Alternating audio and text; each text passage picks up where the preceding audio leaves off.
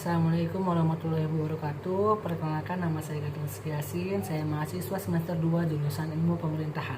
Dibuatnya video kali ini yaitu untuk memenuhi tugas ujian akhir semester mata kuliah Teori Politik yang diampu oleh Bapak Muhammad D. Nikmawan. Pada kesempatan kali ini saya akan sedikit menjelaskan mengenai sejarah dan pengertian dari teori representatif yang saya pahami selama mata kuliah Teori Politik. Mari kita mulai. Pada awalnya teori representatif memiliki konsep yang sangat sederhana, yaitu manusia mewakili manusia lainnya. Kemudian pada zaman dahulu orang-orang Yunani kuno mereka mengirim atau melantik pejabat, kemudian mengirim duta besar ke beberapa daerah. Setelah itu ada orang-orang Romawi yang memiliki kata representer yang berarti perwakilan dari kita, yang berasal dari bahasa Perancis. Tetapi mereka menggunakan kata tersebut untuk mengartikan secara harfiah, menghadirkan sesuatu yang sebelumnya tidak ada atau perwujudan abstrak dalam suatu objek, katakanlah perwujudan keberanian dalam wajah manusia. Jika kita berbicara tentang representasi, maka kita akan berbicara tentang Hannah Pitkin.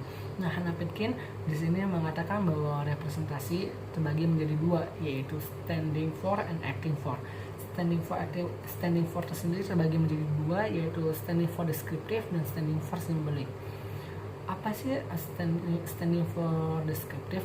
Standing for descriptive yaitu representasi yang menggambarkan secara deskriptif apa yang mereka representasikan, baik itu ras, suku, agama, dan kelompok lainnya.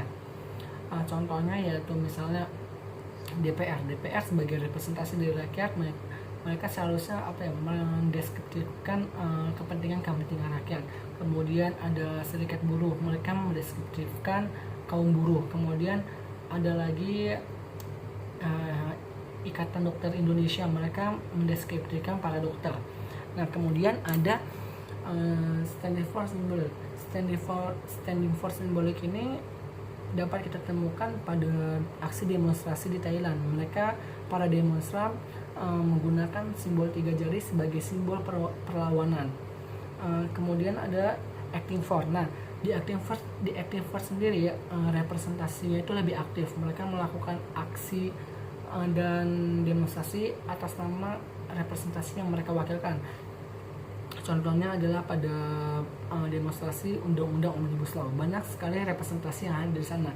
Ada representasi dari buruh dan ada representasi dari pelajar, karena mereka tidak setuju disahkannya Undang-Undang Omnibus Law.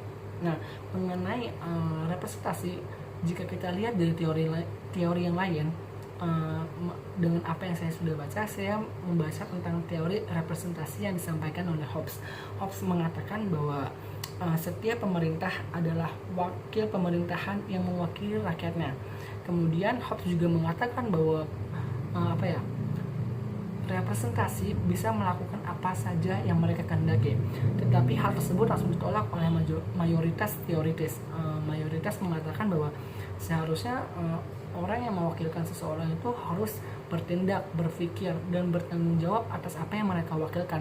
Contohnya adalah DPR sebagai representasi dari rakyat, mereka harus berpikir, bertindak, dan bertanggung jawab kepada rakyat. Kemudian masyarakat kaum teoritis lainnya juga berpendapat bahwa representasi atau perwakilan itu mereka harus mencerminkan apa yang mereka wakilkan. Oleh karena itu tidak boleh dengan enaknya mereka melakukan tindakan sesuatu atas nama yang mereka wakilkan. Kemudian Hobbes juga mengatakan atau memaparkan teori mengenai manusia alami dan manusia buatan. Apa sih maksudnya? Nah, Hobbes di sini mengatakan bahwa kita itu manusia di teori representasi menjadi dua, yaitu manusia alami dan manusia buatan. Contohnya apa? Manusia alami yaitu mereka mengatakan atau bertindak sesuai dengan kesadaran mereka. Contoh pada kasus adalah pada kasus pegawai KPK yang tidak lolos TWK kemarin. Pegawai KPK tersebut bertindak dan berkata secara sadar apa yang mereka katakan. Oleh karena itu mereka termasuk manusia yang alami. Kemudian terkait tentang manusia buatan. Nah, manusia buatan itu misalnya saya menjadi pegawai dari suatu perusahaan atau menjadi PR atau public relation.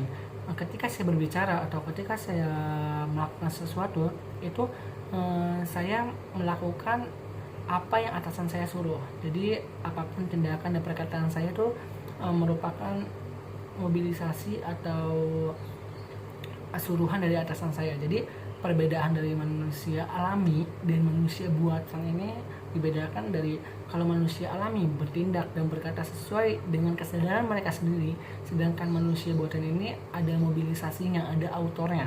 Jadi mereka bertindak sesuai dengan apa yang atasan mereka mau.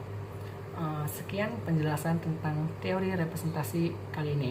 Jika ada kesalahan, saya mohon maaf. Wabillahi taufiq wal hidayah. Wassalamualaikum warahmatullahi wabarakatuh.